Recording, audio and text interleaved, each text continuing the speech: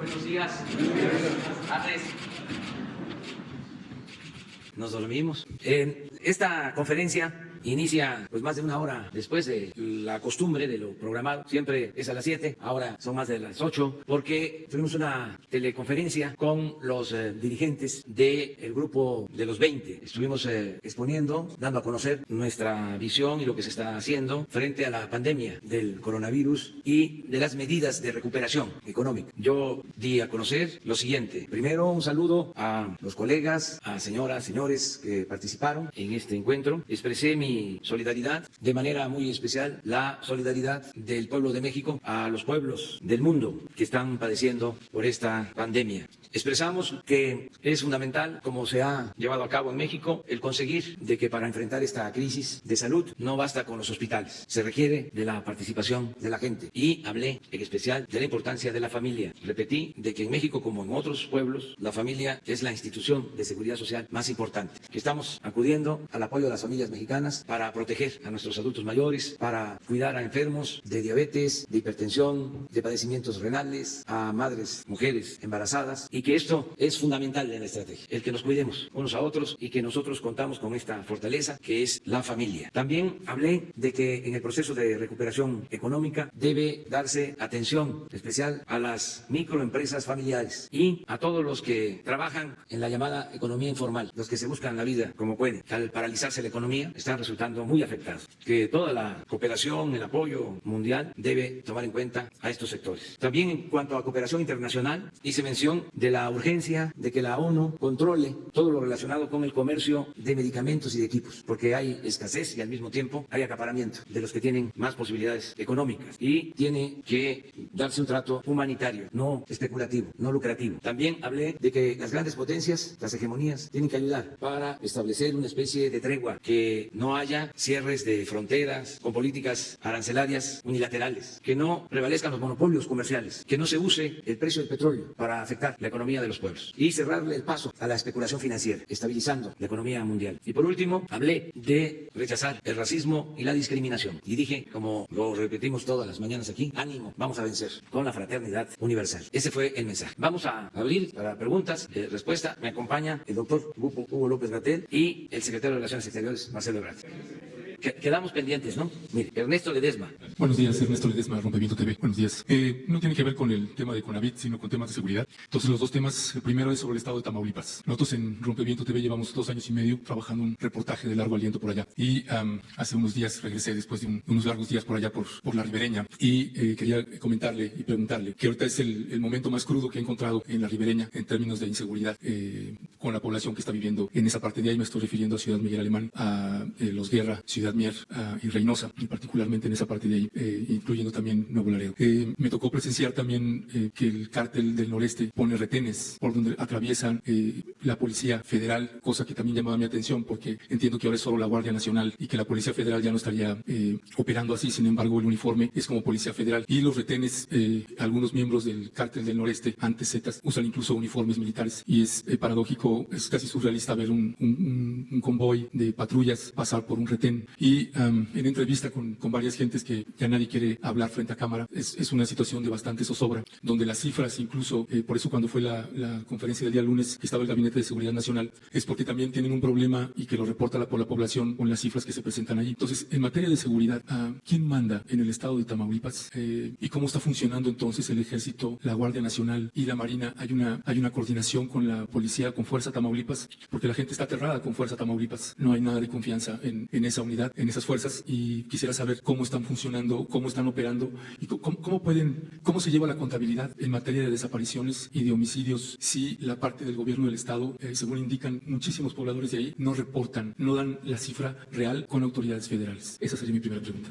Bueno, pues tenemos una coordinación con todos los gobiernos estatales, todas las mañanas en Tamaulipas y en todo el país, tanto en las capitales de los estados como en las regiones. Se reúnen miembros de la Guardia Nacional, de la Defensa, de Marina, de Seguridad Nacional, representantes del Gobierno del Estado, de las fiscalías, y toman decisiones diariamente, reciben información. Mañana te vamos a informar, hoy mismo, sobre las reuniones que se tienen, en dónde, quiénes asisten a estas reuniones. Lo que hacemos nosotros temprano aquí se replica en 150 coordinaciones territoriales. Estamos pues en todos lados trabajando de manera coordinada. Teníamos en el caso de Tamaulipas, aunque en la ribereña y en Reynosa y Matamoros y lo que es el centro del estado de Tamaulipas, Ciudad Victoria y en Madero, Tampico, en el Mante, tenemos problemas de inseguridad en general. Estamos padeciendo más en Nuevo Laredo, al grado de que ni se le permitía al ejército cargar combustible en algunas gasolineras. Se ordenó un operativo especial para Laredo, que está a cargo de la Secretaría de Defensa, y logramos reducir la incidencia delictiva y poner orden. Desde luego, no se puede hablar de paz total, como deseamos, pero sí se avanzó. Vamos a que te entreguemos los datos del comportamiento de Tamaulipas en general en la incidencia delictiva. No puede haber cifra negra porque estamos midiendo fundamentalmente homicidios y robo de vehículos, y en esos casos es muy difícil que se puedan esconder los hechos. Hay cifra negra en delitos que no se denuncian: secuestro, extorsión, robo a casa habitación, robo al transporte, incluso violaciones. Ahí hay cifra negra, pero el homicidio es muy difícil. Sí, en el caso de desaparecidos, ahí sí, no es fácil llevar una estadística certera, apegada a la realidad, pero en homicidio sí, es lo más cercano. Entonces te vamos a pasar la información sobre eso. Sí, ya nada más antes de pasar al siguiente tema, nada más le comento, en 2 años y medio que llevamos trabajando en esa región, en su sexenio, me parece que es ahorita el momento más crítico y sensible que hemos identificado ahorita ahí. Esto es un terror tremendo y nunca he sentido tanto miedo para hacer el trabajo que en esa región. Pasando al siguiente tema, presidente, tiene que ver otra vez con Chiapas, y ahora sí que lo voy a parafrasear, siendo que ya parezco disco rayado con el tema de Aldama. Pero de los 12 reportajes que hemos publicado sobre la situación de los poblados del municipio de Aldama que son agredidos, el 90% de esos reportajes, uno de nuestros acompañantes es don Cristóbal Santis Jiménez, oriundo de Aldama, y que fue detenido ahora por el gobierno de Rutilio Escandón y trasladado al penal de Cintalapa, acusado de 2 homicidios de 2 personas que ni siquiera conoce. Ese hombre fue nuestro acompañante en todos los recorridos, fue nuestro traductor y es representante de los desplazados de Aldama. Todas las mesas de diálogo que hubo, de negociación, primero con el gobierno de El Güero Velasco y ahora con el gobierno de Rutilio Escandón, todos los representantes de Aldama terminan con órdenes de aprehensión, todos, sin excepción. Y ahorita es una represión muy fuerte que hay. No le voy a poner los audios, pero tengo llamadas del presidente municipal de Aldama y de pobladores que después de la detención de don Cristóbal empezaron otra vez los disparos contra el poblado de Aldama, los poblados de Aldama. En el caso de don Cristóbal, que está detenido arbitrariamente en el penal de Cintalapa, en ese penal, en el Amate, es la misma historia de muchos años y de sexenios atrás y no cambia. Cada preso tiene que pagar una cuota para que no le suceda nada. Y no es distinto con el señor Cristóbal Santis Jiménez.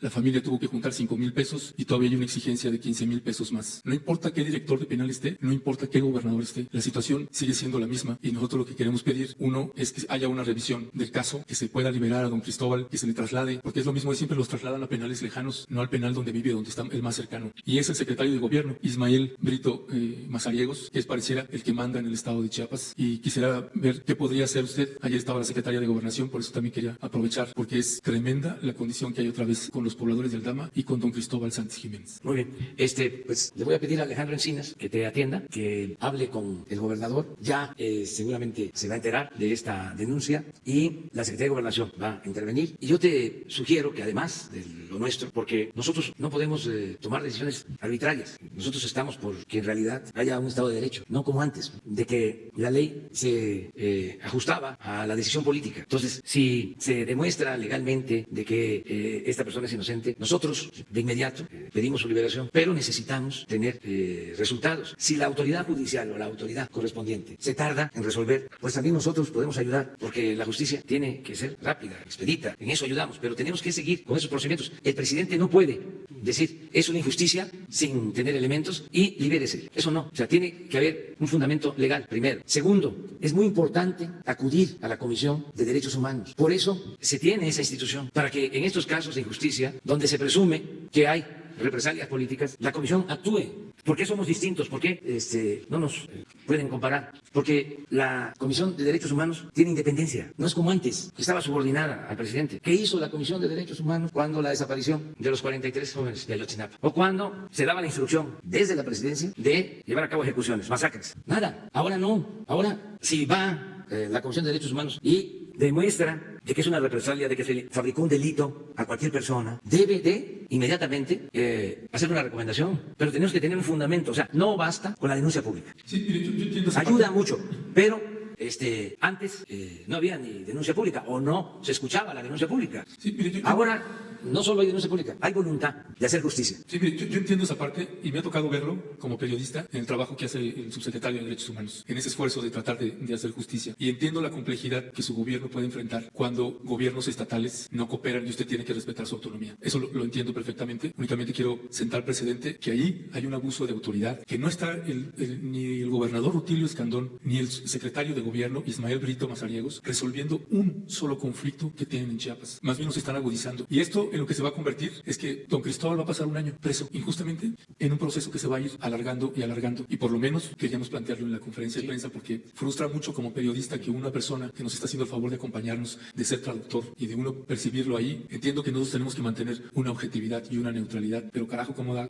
coraje cuando uno ve arbitrariedades de esta naturaleza. Pero también te quiero decir una cosa, ni por relaciones partidistas, ni por autonomías, se puede uno detener cuando hay una injusticia. O sea, no es de que no me compete, no, todo lo que sea injusto le compete al presidente. Nada más que necesito tener elementos, tener pruebas. Imagínense que el Centro de Derechos Humanos Fray Bartolomé de las Casas ya había solicitado medidas cautelares y lo paradójico de todo es que las medidas cautelares tendrían que haberse presentado contra el gobierno del Estado de Pues Chiapas. que se presenten, si no debe de haber impunidad. La justicia está por encima de todo. Pero tarda mucho en llegar, presidente.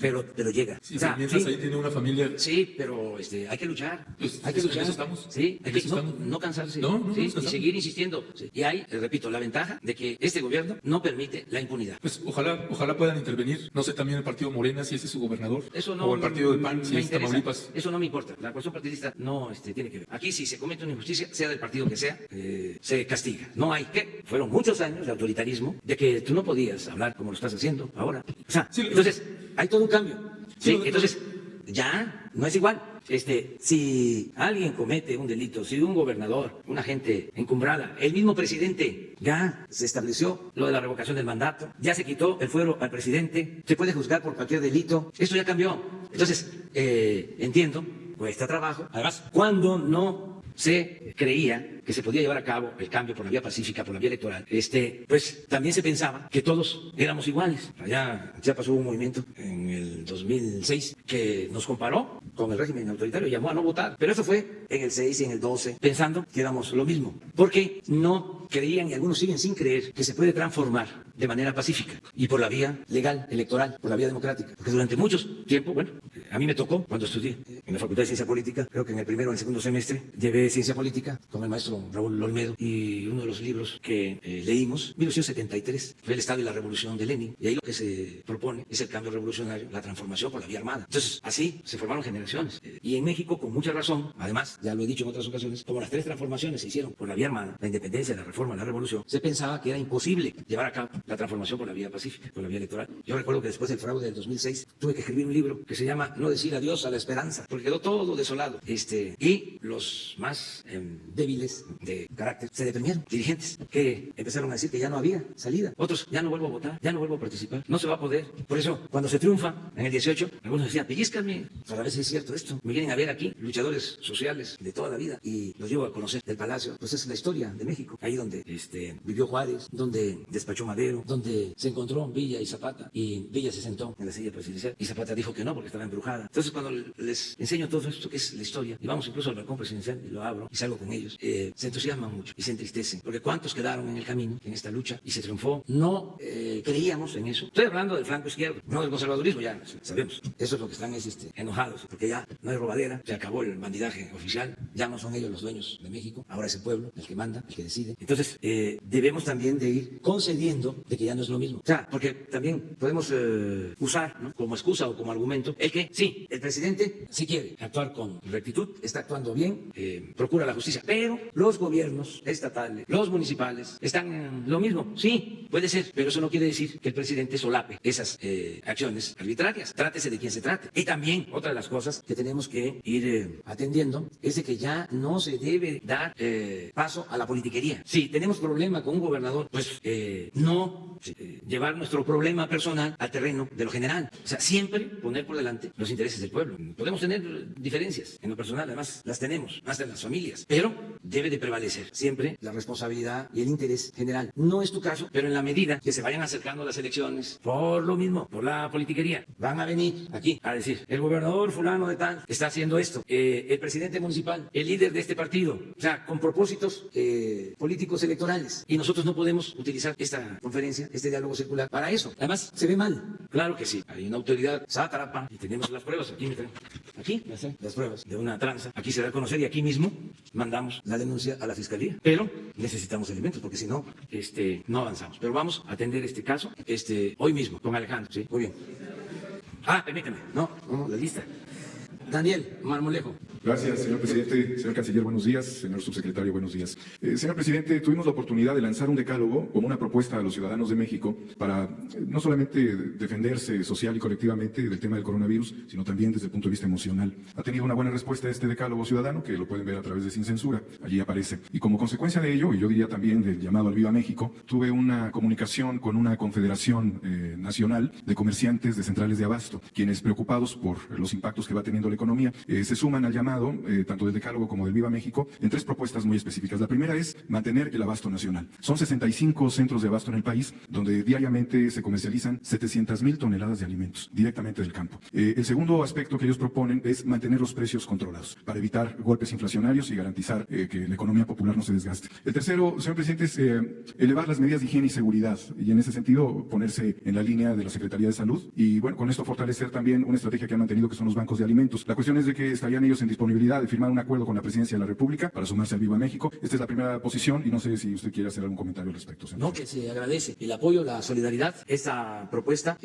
pienso que debe canalizarse a través de la Secretaría de Economía, Graciela Márquez, que atienda este ofrecimiento y qué bien que asuman esta responsabilidad social. La verdad, la mayoría de los mexicanos está actuando de manera solidaria. Muy poquitos casos de abuso. En general, las gasolinerías o gasolineras que no han ajustado y se están quedando con una mayor utilidad porque está bajando el precio de la gasolina. Debe de bajar el precio de la gasolina al consumidor. No generalizo. Muchos ya están haciendo el ajuste. El lunes lo vamos a ver aquí. Lo segundo es algunas empresas, que están despidiendo a trabajadores sin garantizarles sus sueldos y sus prestaciones, pero no son todas. Ya mencioné aquí que una de las primeras propuestas la hizo Carlos Slim de que no va a despedir a ninguno de sus trabajadores, de las empresas, de su grupo. Y estoy ahora acordándome porque he recibido también otras propuestas en ese sentido, que las vamos a ir mencionando, de modo que no es general. Y en algunos casos lo de la tortilla y el huevo, pero también es un asunto de distribución, no es de desabasto. O sea que ahí vamos también a tener este apoyo. Hago un llamado a todos los comerciantes, a los empresarios, a que actúen con responsabilidad, que nos ayuden.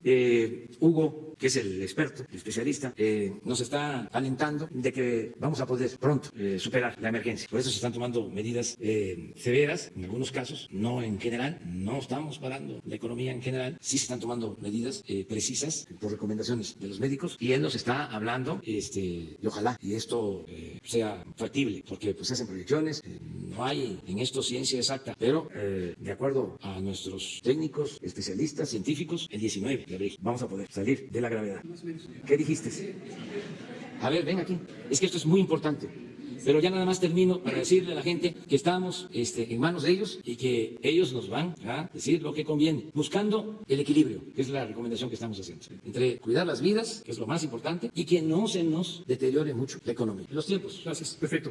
Como dice el presidente, aprovecho para agradecer públicamente la confianza que tiene, no tanto en mi persona, sino en la importancia de la ciencia y la técnica de la salud pública en estas decisiones. Así como lo comenta aquí públicamente, es exactamente como él mismo lo refirió, lo que le dijo a los líderes del grupo G20 hace unos minutos. Ahora, respecto a las medidas de salud pública, estas medidas uno quisiera hacerlas lo más extremas posibles. Es lo que uno está viendo que ocurre en los distintos países. Ya hemos dicho muchas veces que hay algunas de estas medidas que no tienen un fundamento técnico, como el cierre de fronteras y el cierre de aeropuertos. Sin embargo, hay otras, como el reducir masivamente la movilidad social durante un periodo razonablemente corto. Uno quisiera hacerlas extremas, que no se moviera una sola persona de su lugar. Sin embargo, uno se tiene que mantener consciente de la realidad social y esta realidad social es específica para cada país. Algunos países, por ejemplo los países de Europa Occidental, característicamente tienen una distribución de la riqueza razonablemente equitativa. Lo mismo ocurre, por ejemplo, en los países escandinavos. En México, desafortunadamente, no es el caso y lo sabemos perfectamente todas y todos desde hace muchos años. Tenemos una profunda desigualdad social y económica. En un número representativo, la mitad de la población de México vive en condiciones de pobreza. Esto es una verdad absolutamente conocida y documentada por los organismos financieros internacionales. El ahorro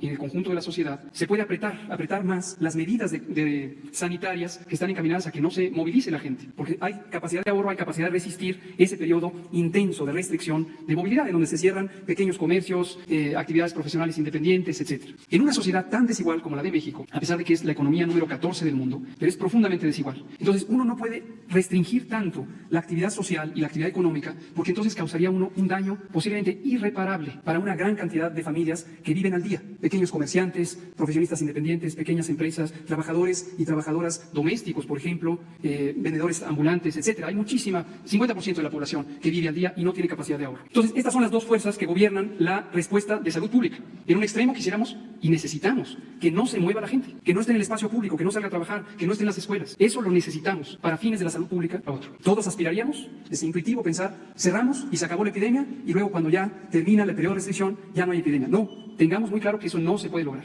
Lo que sí se puede lograr, y ese es el propósito de la Jornada Nacional de Sana Distancia, y por eso la empaquetamos en un grupo de medidas colectivas de sana distancia. Esto va más allá de la sana distancia que personalmente uno puede decidir. Uno puede decidir mantener esa sana distancia, lo que hemos dicho con su sana distancia, pero eso no basta. Se necesitan medidas generales, donde escuelas, trabajos, espacios públicos no tengan a personas congregadas. Ahora, como hemos dicho, hay dos factores aquí. Uno es el límite que impone la realidad social, porque no queremos tener un remedio más costoso en términos sociales que la propia intervención, que la propia enfermedad. No queremos que la intervención protectora de salud sea peor que la propia enfermedad. Ese es un límite. Y el otro elemento es el tiempo. El tiempo de oportunidad es crucial. Ahorita tenemos pocos casos comparados con otros países, pero este es el momento único que no podemos perder, porque la oportunidad es hacerlo ya y hacerlo masivamente, hasta donde el límite de la realidad lo permite, sin afectar irremediablemente a las economías familiares más desprotegidas. Pero hay que hacerlo ya, y es todos al mismo tiempo. No se puede ir escalonando, porque es el momento que no podemos perder. Una vez que la curva epidémica, que es el número de casos diarios, empieza a crecer exponencialmente, ya no podemos parar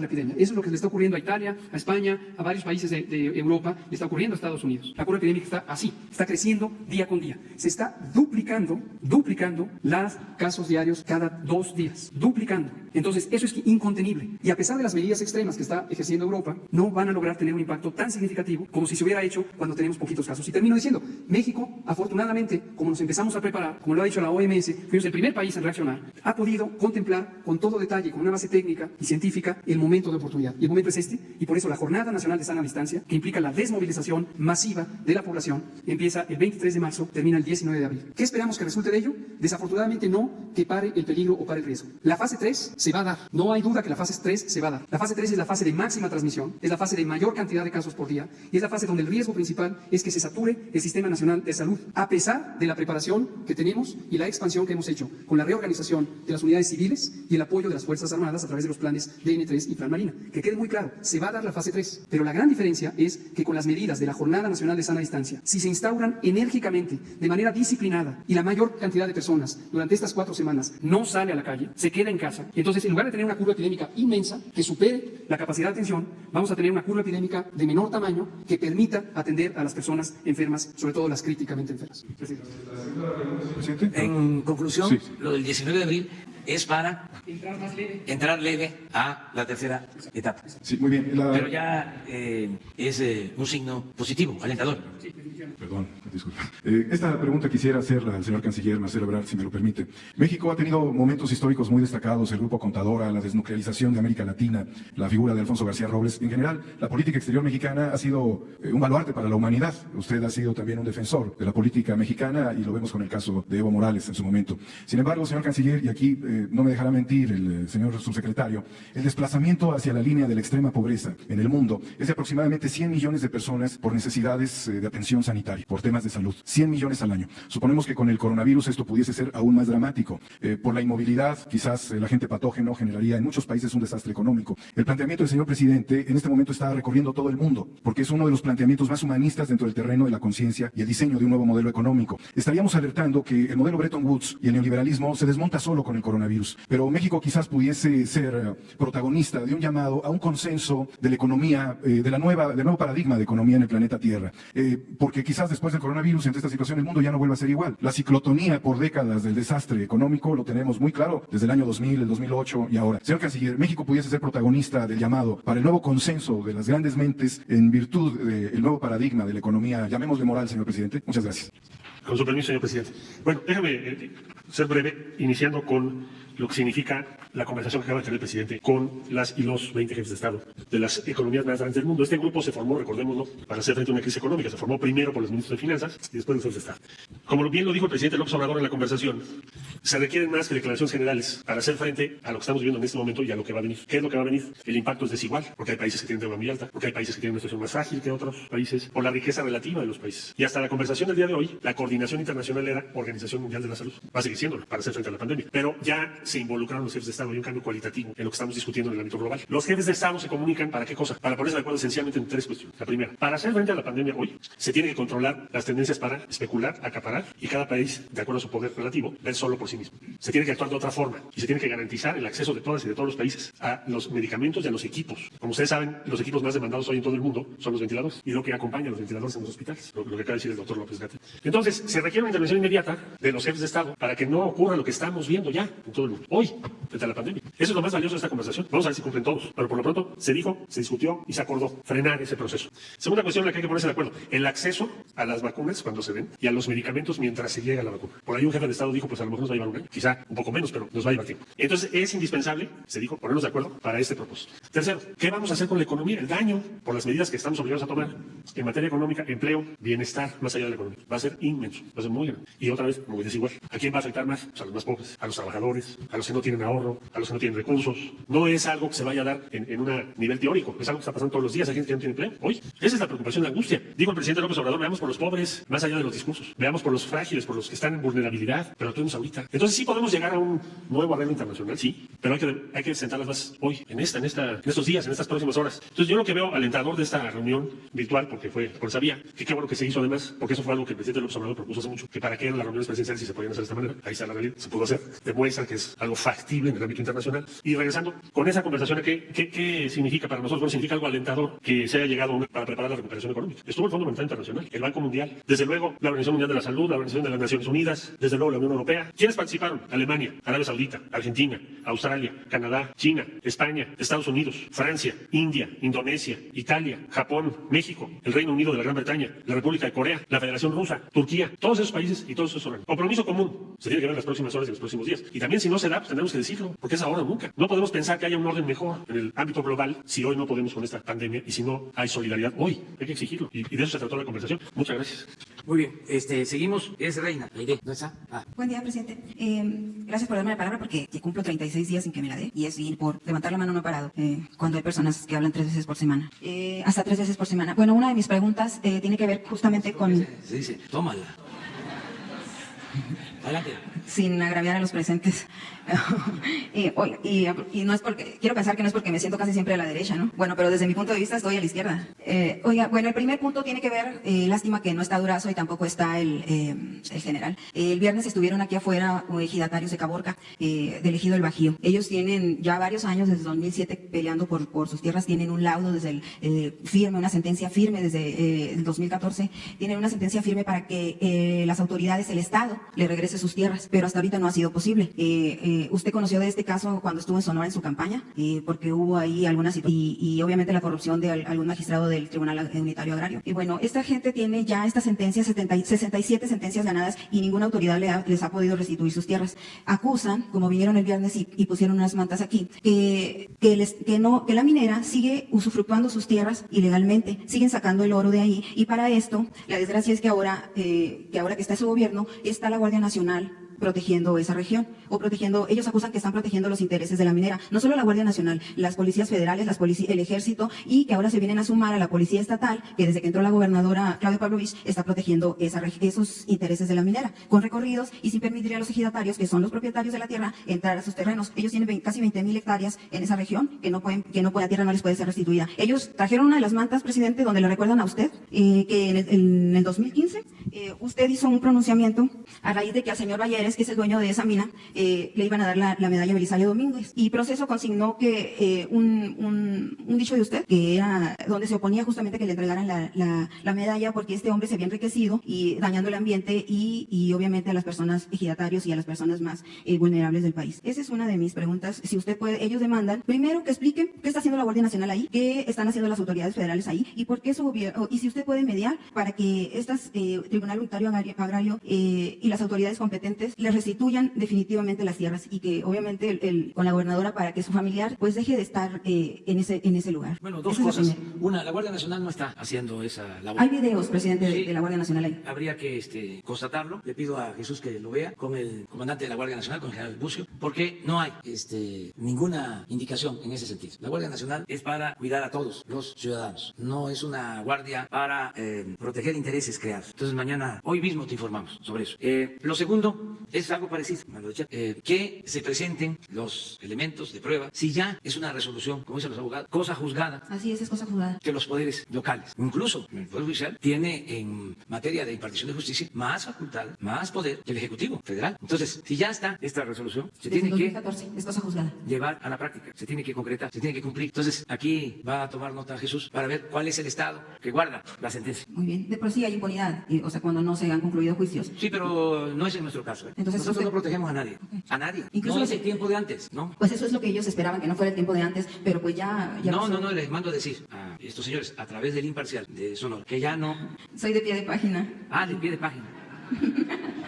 y reportera independiente. Sí, que no hay impunidad. Pero también a través del imparcial, no importa, por donde sea. A pero se través de entere. todos, que ya no es el tiempo en que estaban gobernando los otros partidos, ya es distinto. Entonces, que vamos a ver cómo está la situación. Y aquí vamos a informar Por favor. de si ya no existe ninguna queja, algún trámite. Si ya es cosa juzgada, Definitivamente. es cuestión de ejecutar. Incluso cuando el Poder Judicial resuelve algo que es cosa juzgada, por lo general, ordena a la autoridad competente, a la que corresponda, sea el gobierno del Estado, sea el Ejecutivo Federal, que en un término de tiempo considerable se ejecute, y si hay desacato de la autoridad, se hace acreedor el servidor público a sanciones, hasta desafuero. Pues sí, entonces, Entonces, pero vamos a ver, mañana mismo lo sabemos. por favor. Y hablaban también ellos de incluso donar un terreno algunas de sus hectáreas para que incluso se hiciera una base militar. No. Pero pues- Eso no. Aquí hay dos cosas, o sea, que se tienen que ver. Uno, si la Guardia Nacional, Ok. como tú sostienes, está ahí, y eso es indebido, no tienen por qué hacerlo. Y dos, ver si es cosa juzgada y por influyentismo. No han podido los que tienen la razón, de acuerdo a la justicia, ser atendidos. Eso es lo único. En este caso también le costó el trabajo a un magistrado, que ahí está peleando su causa también. Y han cambiado 7 veces de magistrados, y 7 han conocido la causa y ninguno la ha podido ejecutar, pues también es como impunidad.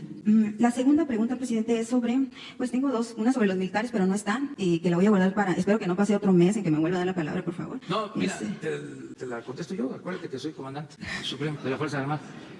Pues que también le quiero hacer una del coronavirus. Por eso Esa es mejor la del esa coronavirus. me la contesta Hugo. Por eso le digo que aprovechando que está aquí el doctor. Sí. Bueno, en este caso del coronavirus, hay 11 estados. ¿Cuándo se van a poner ustedes de acuerdo, coordinarse con los estados? Porque hay al menos 11 estados que no, que están haciendo, cada quien es como que si cada quien anda por su lado y cada quien está poniendo sus medidas. La gobernadora de Sonora ayer emitió un decreto, una emergencia, y dijo que ya a raíz de este decreto, donde decreta una emergencia en el estado, incluye parar la economía, paralizar la economía, excepto de aquellas situaciones esenciales, y habla ella de limitar, o sea, limitar a las empresas. Solo se va a permitir que trabajen los trabajadores de limpia, los que tengan que ver, ayer explicaban que si hay una fábrica de tapabocas, esa no va a parar, pero todos los demás que no tengan una situación esencial, una tarea esencial que hacer, deben de parar. Habla también de sanciones, habla incluso hace un panorama, hace una proyección de cuántos muertos va a haber en Sonora a cierto tiempo, mínimamente habla de 30 muertos en Sonora, o sea, y hay también los alcaldes del río Sonora también decretaron un toque de queda, están en toque de queda las poblaciones en el río Sonora. Entonces hay una alarma generalizada, hay una crítica al gobierno de Sonora porque se está atribuyendo situaciones que les corresponden al Consejo General Nacional, al Consejo Nacional, y también aquí porque yo creo que, bueno, no quiero dar mi opinión, pero que usted explique por favor cómo se están coordinando con los estados para llevar a cabo, para que se vea un alineamiento uniforme en todo el país. Ya ve ayer las desafortunadas declaraciones también de Barbosa y otros que andan apanicados como del MAS o como otros gobernadores que cada quien está tomando sus acciones como poniendo en la histeria a las comunidades, cuando desde aquí se está hablando, lo acaba de decir el doctor, que pues hay que cuidar la economía, que no hay que permitir que el miedo los invada, que nos invada, y bueno, todas las indicaciones que vienen diciendo desde enero. ¿Cuál es la situación aquí? ¿Cómo se van a coordinar con estos estados? ¿Cuál es el llamado a la población? ¿A quién le deben de hacer caso? ¿A los estados? ¿A ustedes? ¿A quién? Ya acaba de... Y cuando se refiere a enérgicamente quedarte en casa, si se refiere a los toques de queda o a qué se refiere, porque parece que así lo están entendiendo los gobernadores. Y nada más, si en su círculo cercano se han hecho las pruebas de COVID y hay alguien que haya dado positivo. A ver, pero todo eso tiene que ver con la salud y nosotros dijimos desde el principio de que hay que hacerle caso a los especialistas. Hoy lo dije con los colegas en la conversación. Los políticos dije, no somos sabelotodo, no somos todólogos. Hay que apoyarnos en los médicos, en los científicos. Y eso ha caracterizado a México, porque una mala decisión, inclusive una declaración, puede afectar. Entonces necesitamos ser prudentes y que sean los especialistas los que traten este asunto, o que sean los que nos asesoren, los que tienen conocimiento sobre el comportamiento de una epidemia, de una pandemia, qué es lo más recomendable. Si acaso los dirigentes, si se tiene experiencia, si se tiene comunicación con el pueblo, solo en ese caso, porque hay quienes ocupan cargos y nunca han tenido comunicación con la gente, no se han dado baños de pueblo. Entonces ellos, ¿qué pueden saber o qué pueden recomendar acerca de la cultura, de las costumbres, de las tradiciones de nuestros pueblos? Entonces, si acaso, por ejemplo, el aporte nuestro de la importancia de la familia mexicana, eso es extraordinario, porque es de las cosas que tenemos así, ocultas, pero están en el México profundo y es una fortaleza. Nunca se reconoce eso. Y si hemos podido resistir a todas las calamidades, ha sido por eso, por la fraternidad de nuestra familia. Entonces, eso yo lo vengo planteando desde hace años y ahora lo aporto, porque sí, puede ayudar a exaltarlo. Ya lo hace la familia, ya hay ayuda mutua. Si le va mal a un miembro de la familia, acuden en su apoyo otros. Ya sabemos. Yo soy muy respetuoso de las políticas emergentes, pero va a llevar tiempo todavía, ojalá y se logre pronto, de que los roles en la familia sean iguales. Es decir, que el hombre se ocupe de actividades que antes y hasta ahora solo recaen en las mujeres. Pero esto que hablábamos de que la mujer es más cuidadosa de los padres, esto es general. A ver, que me desmientan. Nosotros los hombres somos más desprendidos. ¿Quiénes son las que están más pendientes de los papás de las mamás? Las mujeres. Yo cada vez que encuentro un amigo que tiene hijas, hasta le digo, ya te rayaste porque no te vas a quedar solo. Hasta el último momento vas a tener ahí. En cambio, si son puros varones, ya es difícil. Eso no es así general, pero aplica por nuestras costumbres, por nuestras tradiciones. Sin embargo, en todo lo que tiene que ver con la epidemia, con el virus, esto de las etapas, pues son los especialistas. Imagínense que un político salga, como desafortunadamente ha sucedido, a dar una conferencia de prensa, a hablar del coronavirus. No me estoy refiriendo a eso. Puede decir cualquier cosa, ¿no? Entonces, a ver, Hugo, ¿qué es lo que se está haciendo en coordinación? Con gusto, presidente. Lo hemos comentado también en otras ocasiones. Y precisamente no hay que perder de vista la importancia de una coordinación efectiva desde el punto de vista técnico. Por eso cuando nos cuestionan que si este gobernador, que si el otro, siempre decimos, no se preocupen por la connotación política, concentrémonos en la coordinación técnica de esta epidemia. El Estado mexicano tiene los órganos competentes. El primero y más importante es el Consejo de Salubridad General. Esta es una entidad que está establecida en la Constitución de los Estados Unidos mexicanos, en el artículo 73, fracción 16, y que estipula que este órgano, el Consejo de Salubridad General, lo preside el primer mandatario, sin intermedio de Secretaría de Estado alguna, de manera directa. Con el tiempo y para las funciones cotidianas, las funciones rutinarias, se organizó de tal suerte que el secretario de Salud pudiera ser el que comanda esas funciones rutinarias. Pero para situaciones como esta, es claro que el presidente de la República es el presidente de este Consejo de Salubridad General. Y es el único órgano con facultades exclusivas e intransferibles para tomar decisiones que tienen que ver precisamente con el territorio, con la nacionalidad, con eso. Y precisamente por eso en la Constitución aparece, lo cual es un poco interesante, aparece en el apartado de la Constitución donde se habla de las facultades del Congreso. El artículo 73 es sobre las facultades del Congreso y habla de que el Congreso tiene facultades para legislar sobre nacionalidad, territorio, fronteras, etc. Y súbitamente en la fracción 16 dice el Consejo de Salubridad es tal. Este consejo lo creó Benito Juárez, lo creó el presidente Benito Juárez. Antes se llamaba Consejo Superior de Salubridad y se creó y estaba en la Constitución de 1957 y pervivió a la Constitución de 1917. Entonces, ahora, este es el órgano máximo. Pero este es un órgano que hace disposiciones generales, no es un órgano operativo y alguien tiene que hacer la coordinación operativa de la epidemia. Para este propósito tenemos dos organismos que se llaman comités, que tienen un origen distinto, uno en la Secretaría de Salud, y lo preside el secretario de Salud, y se llama Comité Nacional para la Seguridad en Salud. Es un cuerpo colegiado, un organismo de coordinación, pero que tiene capacidades ejecutivas para operar. No es un órgano exclusivo de la Secretaría de Salud, tiene la representación de varias secretarías de Estado, pero no todas. Y hay otro órgano que se llama el Comité Nacional de Emergencias, que lo preside el secretario de Seguridad Pública, y también tiene capacidades ejecutivas, y también es multisectorial. Entonces, desde el 28 de febrero, instalamos un mecanismo donde los dos comités sesionan de manera conjunta, y estos dos comités están articulados con el Consejo de Salud General y coordinan la operación de todos los sectores de la administración para los propósitos de esto. Y además, por instrucción del presidente y de acuerdo de todos, para ese fin, para el fin de esta epidemia, es la Secretaría de Salud la que coordina ambos comités. Aunque lo presida el de emergencia, lo presida el secretario de Seguridad Pública, se puso a disposición el Comité Nacional de Emergencias, a disposición del Comité Nacional para la Seguridad en Salud, de tal suerte que tengamos mando único a cargo de salud y por supuesto a cargo del presidente. Lo técnico, hablando técnicamente, no afecta que cada estado esté tomando una decisión distinta. ¿Es coordinación? Le voy a decir una cosa. Desde el punto de vista técnico, también hay que entender una cosa. Cada entidad federativa, el gobierno de cada entidad federativa, es una autoridad sanitaria. La Ley General de Salud estipula quiénes son las autoridades sanitarias. En primer lugar, es el presidente de la República. También es el Consejo de Salud General. Es una autoridad sanitaria colegiada. También es el secretario de Salud Federal. Y también son los 32 gobiernos estatales. Cada quien tiene facultades para ciertos elementos de no solo la respuesta a epidemias, sino en general de la salud. Y la propia Ley General de Salud establece lo que legalmente se llama la concurrencia de la Federación y los gobiernos estatales para las materias de salubridad general. Entre estas, Ahora, es esperable que cada gobernador, la gobernadora de Sonora y la jefa de gobierno de la Ciudad de México tomen un papel activo en su marco de responsabilidad. Entonces no debe preocuparnos que sean proactivos. Eso es incluso una virtud. La modalidad específica en la que contribuyen al manejo de la epidemia desde el punto de vista técnico siempre va a ser más efectiva si respetan el ámbito técnico y se dejan guiar por el ámbito técnico. Y pongo un ejemplo muy virtuoso. En la Ciudad de México y el Estado de México compartimos la región metropolitana del Valle de México, que es la zona más poblada del país, donde esperablemente vamos a tener la mayor intensidad de la epidemia, tanto en el número de casos, como en la velocidad de la transmisión, como en la capacidad resolutiva. Aquí están la mayoría de los hospitales federales. Entonces, por esa razón, desde el viernes pasado, conjuntamente con la Federación, la jefa de gobierno y el gobernador Alfredo del Mazo propusieron tener una coordinación metropolitana para COVID. Entonces mantenemos una sana distancia en el sentido de que ellos pueden operar con cierta autonomía en lo que aplica a sus facultades como gobernantes de cada entidad federativa. Además, cooperan entre ellos y además están vinculados con la Federación. Este es el modelo ideal. Hemos ya identificado las oportunidades para que en distintas regiones del país se replique este modelo de coordinación entre estados y coordinación con la Federación. Vámonos a la lista. Carlos de Jesús Domínguez. Sí. Gracias, presidente. Buenos días, Carlos Domínguez de Nación 14.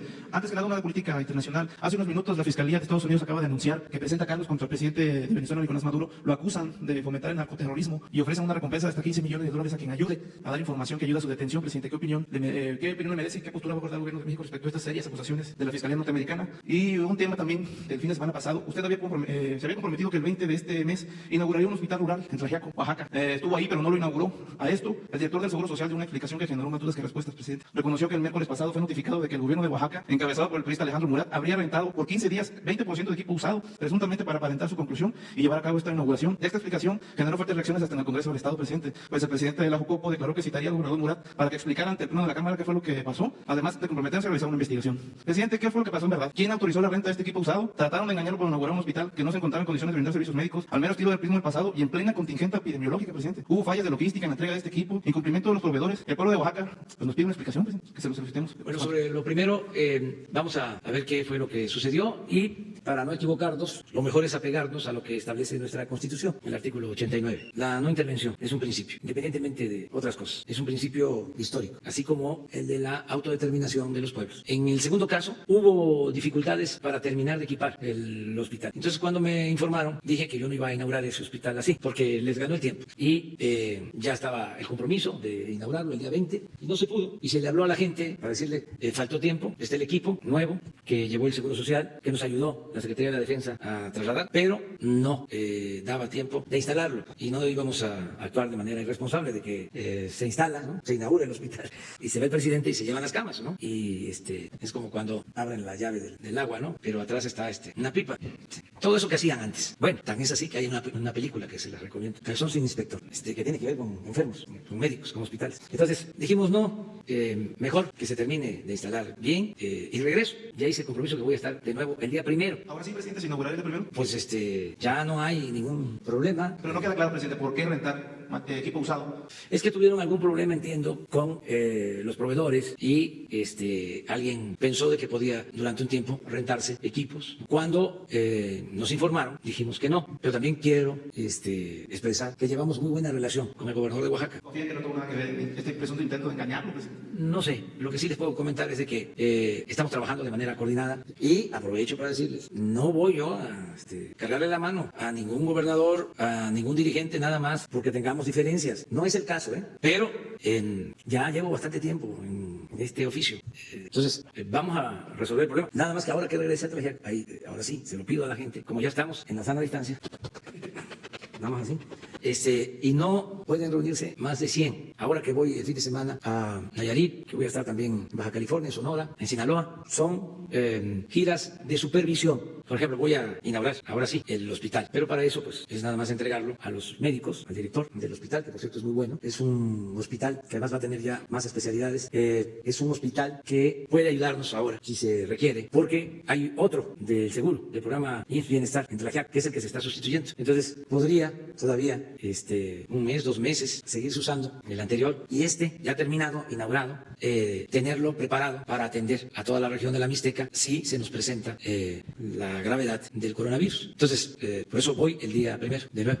Y decirle a la gente, porque nos queremos mucho, porque amor con amor se paga. Entonces, decirle que ahora, sana distancia, que como lo dijimos, cuidemos a los adultos mayores, que nos organicemos bien en las casas para cuidarlos, que el cuidador, la cuidadora, tome sus precauciones también para no contaminarlo, que se tome muy en cuenta lo que está recomendando Salud. Si hay calentura, si hay dolor de cuerpo, son 2, tos seca, 3, falta una. Fiebre, tos seca, dolor de cabeza, dolor de cuerpo y la pérdida de olfato. Sí, dolor de cabeza y pérdida de olfato, esta se incorpora, también porque se está descubriendo esto. Entonces, quedarse en casa, no salir, esa es la recomendación. Y la distancia, también agradecer a los empresarios, porque primero fue que les dieran permiso a los adultos mayores con goce de sueldo, también a los enfermos de diabetes, de hipertensión, de enfermedades renales y a mujeres embarazadas, primero. Y ya se tomó también la decisión de que sí son empresas que no tienen una función social básica,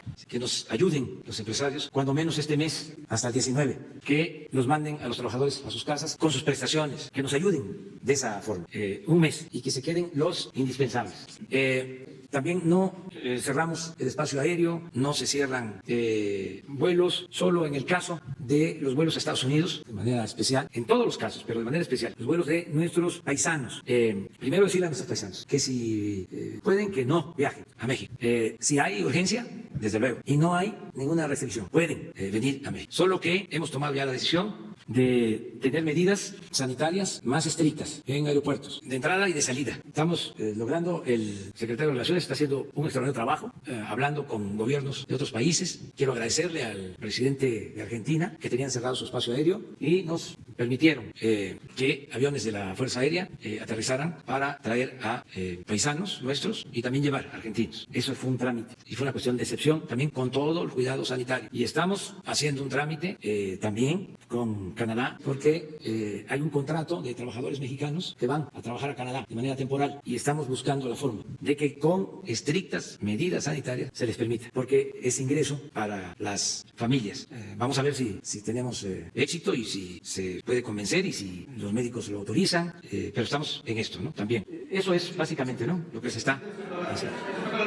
En el caso de los trabajadores del gobierno, también, si no tienen una función necesaria de servicio a la población, pueden estar en sus casas. Ya ayer lo recomendó el equipo de salud. Estar en sus casas, solo quedarnos los que tenemos que hacerlo por nuestra responsabilidad. Desde luego, todo lo que tiene que ver con la seguridad pública, con los servicios de agua, energía eléctrica, obviamente salud, pero las otras áreas del gobierno pueden tomarse este tiempo manteniendo el mismo ingreso y las mismas prestaciones. Sí, Sí, hoy es un adendum, es un al acuerdo que ya se tuvo. Bueno, Presidente, respecto a la reunión del G20, ¿acordaron alguna otra reunión próxima? fue muy buena la reunión del G20, lo que se planteó, porque como lo comenzaba Marcelo, pues yo cerré así, dije, venceremos con la fraternidad universal. Es posible que se convoque, va a haber comunicación. Los cancilleres, los secretarios de Hacienda están en comunicación permanente. ¿A todo lo que usted dijo hoy? Sí. Sí. ¿Cómo recibieron lo de las fronteras, presidente? ¿Lo que sobre no cerrar fronteras y sobre No planteé eso necesariamente. O sea, eso, no, esto que les leí, lo que planteé aquí al principio es exactamente lo mismo, con algún matiz. Sí, ya lo planteé, y ya. Mire, es algo que está sucediendo.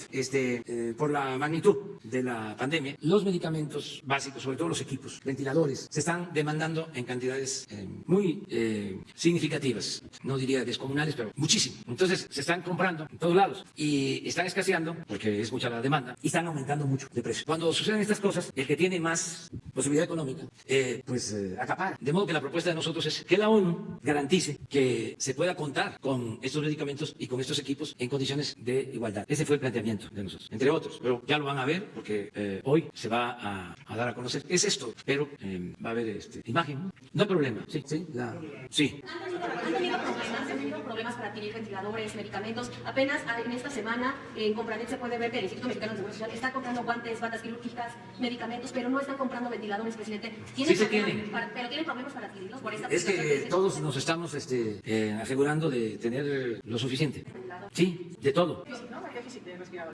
Esa va a ser la nota de reforma mañana. No, lo digo con todo respeto, pero digo, estamos, ya lo expliqué, hay una gran demanda, ¿sí? Que rebasó, aquí lo comenté ayer, porque el presidente Trump antier habló de las compras de Estados Unidos. Estamos hablando de miles de millones de dólares, cantidades muy significativas. Entonces, por eso fue mi intervención hoy, que nosotros, inclusive, como venimos actuando de tiempo atrás, tenemos, pero no hablamos nada más por nosotros, hablamos por todos, aprovechando de que están los jefes de Estado de las naciones económicamente más poderosas. Son las 20 economías más fuertes del mundo. Entonces, por eso fue el planteamiento. Muy bien, nos vemos mañana. ¿Hasta dónde llegamos? Ya Carlos sí, ¿verdad? Nos quedamos con Paul Ernesto. Paul Ernesto. A ver. Tranquilos.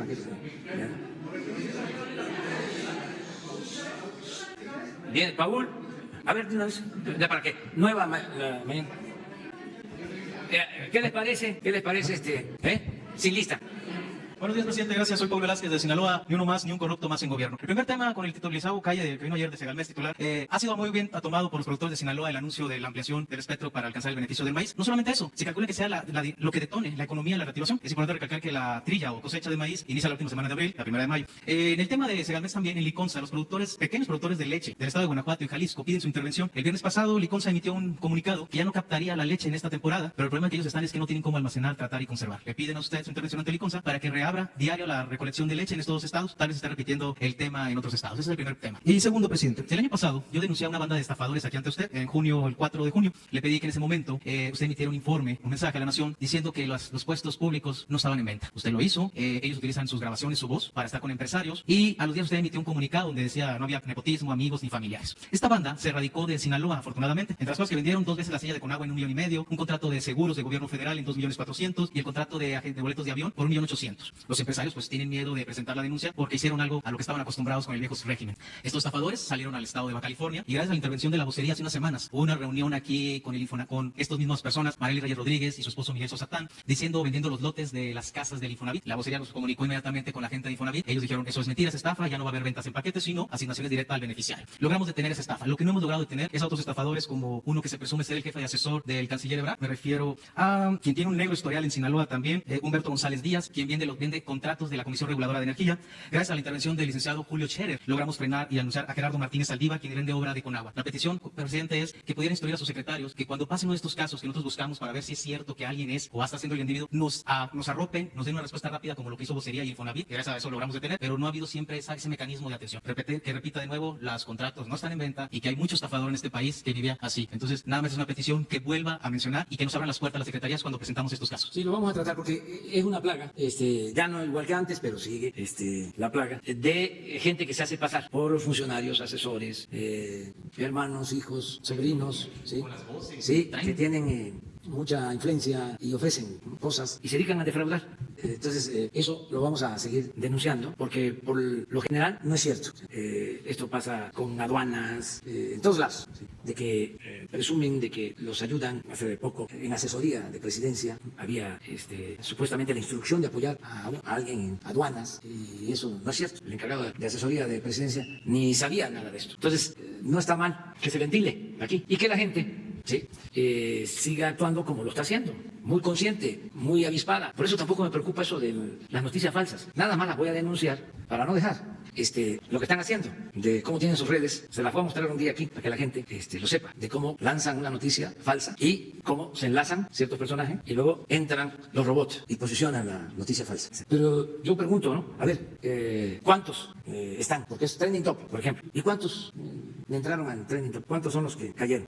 Los que se dejaron manipular, engañar. Muy poquitos, aunque sea trending top. 5,000, 8,000, cuando mucho 10,000. ¿Saben cuántos nos vieron antier? El martes, y qué bien que salió el tema. Para agradecerle a los medios de comunicación que se enlazaron. ¿Saben cuántos estuvieron pendientes de la conferencia? También por eso podrá declarar quien sea, pero la gente sabe quién dice la verdad. El pueblo está muy consciente, muy despierto. Ese es el cambio, esa es la cuarta transformación. Es la revolución de las conciencias. No tienes ahí la lista. Quiero aprovechar para agradecerle a todos estos medios. Está mal que yo los mencione uno por uno, pero dejemos ahí, ¿sí? Miren cuánto. Y presos. Las redes sociales, pero nada más aquí es televisión y radio, ¿no? En vivo, sí.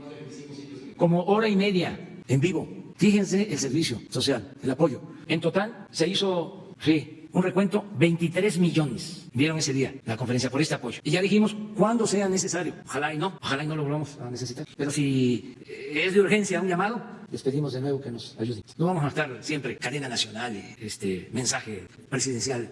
No, cuando se necesita. Además tenemos este medio que es muy importante. Nos vemos mañana. Sí, para que reabran los centros de extracción de leche. Aquí, Jesús. Lo del maíz fue una decisión para ayudar a los productores. A todo el estado. Sí, es una inversión en apoyo a los productores, porque necesitamos producir maíz. Sin maíz no hay país.